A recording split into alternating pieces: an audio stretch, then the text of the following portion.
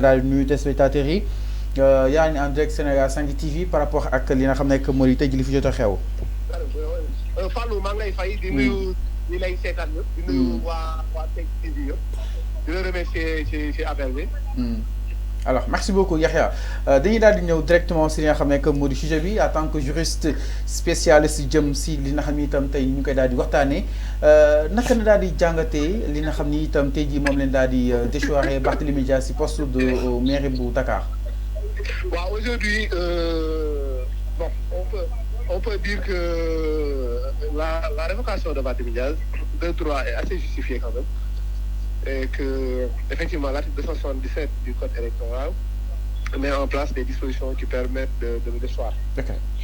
Donc, en droit, je pense que c'est dans la légalité. Par contre, on peut revenir sur l'aspect moral, parce que ceux qui défendaient Barthélémy Dias, ceux qui défendaient la non-révocation de Barthélémy Dias, aujourd'hui, aussi bien au niveau de l'Assemblée nationale que de la commune, aujourd'hui sont d'une manière pas du tout directe, mais en quelque sorte sont derrière cette révocation. Donc, du point de vue moral, ça pose un réel problème. Okay. Au-delà de ça, je trouve que c'est pas aujourd'hui l'enjeu général de la... Mais Yahya, sur la légalité, mën nañu jàpp ni donc Barth am nañ raison si kawam concrètement le fait que ñu koy révoqué si li nga xam ne que moo di mairie bu Dakar. Mais en droit, effectivement, c'est la réalité en droit. Ok. Alors, léegi instant bi tàggatoo na peut-être dem na Barth pare na si mairie bi wala kon su dugalee li nga xam ne que moo di recours bi nga xam ni itam ñoom nee nañ dañ ko annoncé décision bi da nga koy mettre en suspense wala ba léegi dañuy daal déléguer une délégation spéciale. Non, le recours en matière administrative du moins, est suspensif sur 4 cas. Okay. Donc c'est l'article 74 alinéa 2 de la loi organique sur l'organisation de la Cour suprême. Donc l'article 74 alinéa 2 dit que le recours est suspensif sur 4 points. Il est suspensif en cas de déclaration d'utilité publique, en cas d'expulsion d'étrangers, en cas d'extradition et en cas de litige relatif à l'élection au Conseil des collectivités territoriales. Et effectivement, nous ne sommes pas dans cette circonstance. Donc le recours n'est pas suspensif. Le recours n'est pas suspensif. Donc instant bi même Barth dépose un recours mais taxul ba tey mu doon maire état mën na déléguer instant bi une délégation spéciale. Je pense qu'on va dans cette logique. Alors. Mais quand même concernant Barth c'est mort pour lui parce que le juge administratif se prononce.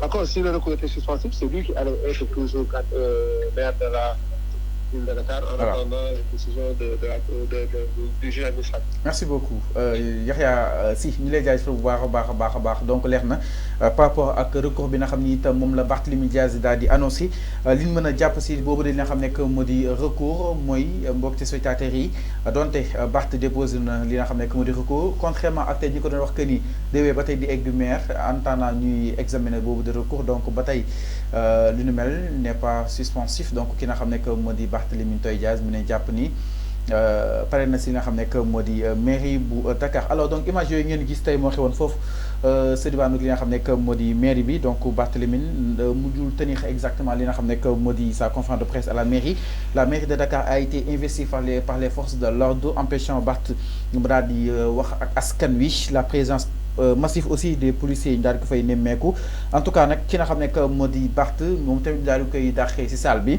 une dernière apparition à la mairie loolu itam benn question boo xam ne itam da koy daal di poser allant dans ce sens alors ñoo recours bi nga xam ne itam Barth annoncé na ko dañ si daal di ñëw est-ce que lu mel itam si moralement am na li nga xam ne que moo di fondement parce que yéen a toogoon fii que ni neen votel ki nga xam ne que moo di Barthélémy Dias Sonko ne ñu votel ko ngeen xeex ak ki nga xam ne que moo di Macky pour ki nga xam ne que moo di Barth jot si li nga xam ne que moo di mairie bi tey ñu ñëw que ni li nga xam ne que moo di si boobu de mairie ñu daal di koy focus si moom naka la ko daal di jàngatee. waaw xam nga waxtaan bi pour mu neex dañ koy teg ci ñaari mbir. D'abord dañuy wax sur la légalité ou bien on parle du point de vue purement moral. xam nga tey la question de la moralité et la question de la légalité elle est bouclée. Parce que dañ ne ci yoon lañ ko teg li xew nii c'est la loi sénégalaise qui l'a dit et loi boobu noonu elle est au-dessus de tout le monde. Elle est au-dessus même du président de la République donc li xew juridiquement parlant amul lenn loo xamante ne dinañ ci def ay reproches ci wàllum nu mu tudd sax suspension bi nga wax. andi na ay ponk yi nga xamante ne moom mooy prévoir la suspension en cas de recours suspensif. dafa fekk ne les cas nu mu tudd sax les conditions ne sont pas là pour que tey recours boobu noonu mu mën a am benn caractère suspensif. Maintenant ce qui se passe c'est que après la notification donc sa radiation elle est définie, elle est nu mu tudd sax immédiate. Maintenant ci wàllum délégation spéciale je pense que c'est une possibilité. Mais depuis bu ñu modifié code électoral bi léegi suffrage direct la ñu am les élections municipales ce qui fait que c'est pas les nu mu tudd sax membres du conseil municipal qui élisent directement le maire. Donc population bi moo koy élire directement. Ce qui fait que le conseil municipal n'a pas l'habilité d'élire un maire parmi eux li ñu mën a def mooy que ni ordre hiérarchique bi kenn moo koy wuutu mais il aura un statut de suppléant. Donc il va gérer la mairie par intérim. Maintenant bu loolu weesoo nag quand nous allons pas bu da ngeen bëgg ñu waxtaan ci wàllu moral. Je pense que tey yaakaar naa ni la justice exclut toute notion de morale. C'est-à-dire bu ñu demee bañ na justice bañ na yoon bu ñu demee ba tëral ko dañ yaakaar ni que yoon woowu noonu dafa dëppoo ak li ñuy naan moral moo tax ñu teg ko fi. tey moral dafa moral nangul sàcc. La justice n'accepte pas le vol. Moral nangul tooñ la justice bañ na tooñ. Moral nangul jël bakkana doomi aadama la justice l'interdit tey lan dañuy naan lan la moral défendre li nga xamante ni nu mu tudd sa justice bañ na ko moi je ne le vois pas. Maintenant quant au cas de Barthélémy xam nga tey toute personne dañoo nekk ci benn entité boo xam ne ñun ñëpp ñoo ko bokk. ñi nekk ci réew moo xam ne ñoo ko bokk ci biir réew mi da ngay fekk ay partis politiques yu bëri ci partis politiques yi da ngay fekk ay coalitions yu bëri ci coalition yooyu da nga fay fekk ay partis ci biir coalition mais aussi des individualités. Et chacun dafa am une autonomie dans sa pensée te li muy wax ma yaakaar ne mu war ko mën a assumer ba mu jeex. Ce que Ousmane Sonko a dit c'est pas moi qui vais le justifier. moom li mu wax. Moom je pense que ki ko laaj fii balaa fii ba suba mën na la ko justifier. Maintenant man Mamadou Niang à mon point de vue man je pense que ce que la loi dit ça doit être suivi jusqu'au dernier point. Amul c'est-à-dire benn moment tamit Sénégal noonu la doon doxee. dafa am ñoo xam ne ñoo faroon ñoo neexoon ak nguur gi ñooñu lu ñu def lu ne dagan na am ñoo xamante ne neexoowuñ ak nguur gi loolu loi da leen di dal à tout moment. Donc dama yaakaar ne fu mu nekk nii lu ñu naan le caractère impersonnel de la loi. te que loi jógul pour viser telle personne loi jógul pour viser telle personne loi tey buy jóg di dal day dal ci nit ñi parce que seen jëf dëppoowul ak moom li ma xalaat ak moom ak li nga xamante ne tënkoon nañ ko fi. Je pense que quant à la question Sénégal li ñu sonal mooy les exceptions Macky Sall avait fait des exceptions. amoon na ay dossiers yoo xamante ne nee na tegoon na ci conc. loolu noonu lañ dul baalati Diomaye muy jël ay dossiers di ci teg conc. Parce que pourquoi la justice elle est au-dessus même de Diomaye. La justice elle est parce que c'est la justice qui nu mu tudd moom mooy garantir nu mu tudd sax cette communauté là boo xamante ne tey le bon fonctionnement de la République société bi kenn ku ci nekk ngay vaquer à nu mu tudd sax say obligations en ayant l'esprit tranquille. tey bu ñu demee ba di jox ñenn yi doole bi nga xamante ne tey mën nañoo jël justice boobu nag di ko instrumentaliser quel que soit l'objectif je pense que tey loolu noonu lu ñu war a xeex la. Et puis dans ce cas précis man damay xaar bañ ma ne li ñuy def nii teguwul ci yoon nangu ko su boobaa on puisse aller dans les profondeurs te ba pare nag on pourra appeler chat par chat et les responsabilités seront situées. Alors c'est clair exactement ñu ñëw si ki nga xam ne que moo di Cheikhou li nga xam ne itam xew na fi yeneen di wax moralité mais quand même yoon ak wàllu yoonal ci moo war a mën a régler réew ba ñëpp daal di nekk dans le bon fonctionnement du pays concrètement. Merci beaucoup. Je l'ai bien suivi concernant la justice, les lois et la morale. Okay. Je pense bien qu'il a cité des exemples, d'accord. Tout ce que défend la morale, la loi aussi défend ça, c'est la justice. Mais je dis bien que waxet lan la ci justice wax ak lan la ci morale wax. Ma wax li tay, suba ma wax li wala ma ñuul tay, suba ma xonk, lan la ci morale wax ak lan la ci justice wax. Fofu lañuy addu. mais du question que la loi elle est impersonnelle, d'accord. La loi elle est là, elle n'est pas là pour viser des personnes. Loi bi dañ ko def tënk ko pour le bon fonctionnement de la société, mais également que pour que ñu mën a vivre dans la paix, dans le respect des biens et des citoyens. Nit ñi xam ne ku ci nekk fii ngay yem, ku ci nekk lii ngay def. Ça c'est normal, et la loi encadre, ça c'est normal. Mais si nous demandons si moral, si nous wax si moral, lan moy moral. C'est des personnes qui défendaient Barthélémy Diaz parce que mu ngi àndoon ak ñoom. Et jusqu'à preuve du contraire, tey si Barth restait avec eux, li am nii du am. Barth bu nekkoon si ñoom ba tey jii nii, il allait continuer à être député, il allait continuer à être maire de Dakar. Ça c'est sûr. Donc il y a des raisons politiques, anguille sous roche, yi nga xam ne ni tey ñu ngi lalu si suuf, il faut ñu nangu ko.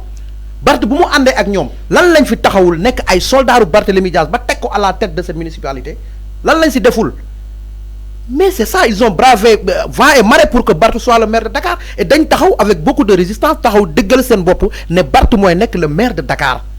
te xamoon nañ ne Barth booba lépp luñ koy toppee tey mais bu muy nekk maire de Dakar fekkutoon mu rey waa ji ba pare wala loolu amutoon. Ce qu'il a été accusé, lolu amutoon amoon na.